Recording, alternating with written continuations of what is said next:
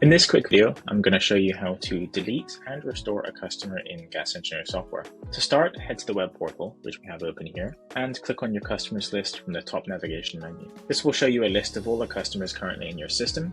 To find the one you need, you can quickly search for their name using the search bar in the top right corner. Once you've found your customer, click on their name to open it up. On this page, there is a delete option in the right-hand side menu bar. Note that in Gas Engineer software, you cannot completely delete a customer's details, so don't worry about accidentally doing so.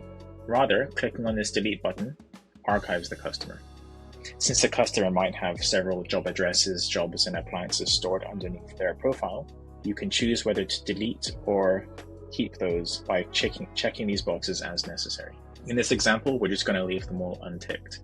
If we click yes, this customer will be archived in your system. Heading back to the customers list, you'll see that if we search for that same customer, they won't appear. If we wanted to restore a previously deleted customer, all we have to do is click on the archived tab over here, and we'll find that customer in that list. Clicking on that name again opens up the page, and in place of the delete button, we now have a restore button.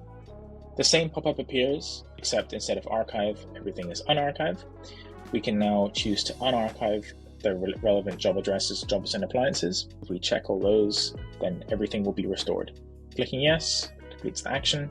And now if we go back to our customers list, if we go back to our existing customers, we'll be able to see that customer in our current list. So it's as simple as that.